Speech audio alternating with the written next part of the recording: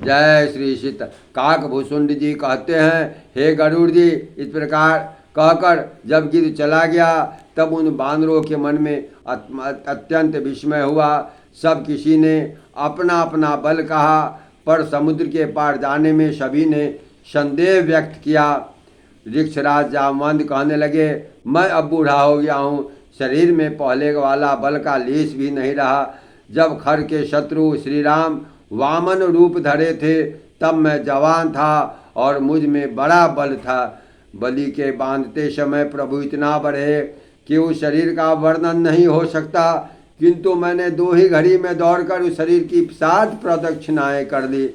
अंगद ने कहा, मैं तो पार्थला जाऊंगा, परंतु लौटते समय मेरे हृदय में कुछ संदेह है। जामा ने कहा, तुम सब प्रकार से योग्य हो, परंतु तुम सबके नेता हो, तुम्हें कैसे भेजा जाए।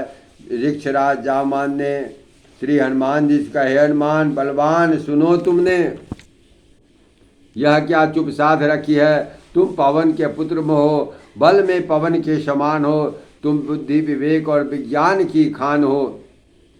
जगत में ऐसा कौन काट है जो हे तात तुमसे न हो सके। श्री राम जी के कार्य के लिए ही तुम्हारा अवतार हुआ है। यह सुनते ही हनुमान जी पर्वत के आकार के हो गए। उनका सोने का रंग है, शरीर पर तेज सुशोभित है, मानो दूसरा पर्वतों का राजा सुमेरु हो। हनुमान जी ने बार बार सिंहनाद करके कहा, मैं खारे समुद्र को खेल खेल में ही लांघ सकता हूँ और सहायकों सहित रावण को मारकर त्रिकुट पर्वत को उखाड़ कर यहाँ ला सकता हूँ। हे जामवंत, मैं तुमसे पूछता हूँ, तुम मुझे उचित सीख देना कि मुझे क्या करना चाहिए। जामवंत ने कहा, हे तात, तुम जाकर इतना ही करो कि श्री माता सीता जी को देखकर लौट आओ और उनकी खबर कह दो। फिर कमल नयन श्री राम जी अपने बाहुबलों से ही राक्षसों का संहार कर सीता जी को ले आवेंगे। केवल खेल के लिए ही वे बानरों की सेना साथ लेंगे। बानरों की सेना साथ लेकर राक्षसों का संहार करके श्री रामचंद्र जी सीता जी को ले आवेंगे।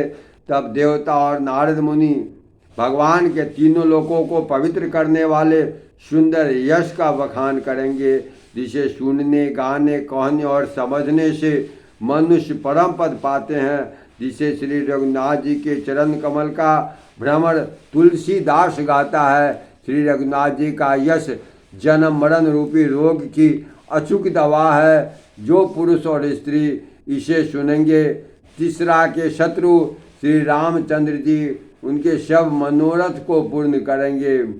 जिनका नीले कमल के समान श्याम शरीर है, जिनकी शोभा करोड़ों कामदेव से भी अधिक है और जिनका यश पाप रूपी पक्षियों को मारने के लिए बाधा के समान है, श्री राम जी के गुणों के समूह को अवश्य सुनना चाहिए। जय श्री सीताराम। कलयुग के समस्त पापों के नाश करने वाले श्री रामचरितमानस का 14 सोपान किस्म किंधा कांड समाप्त हुआ। जय श्री सीता।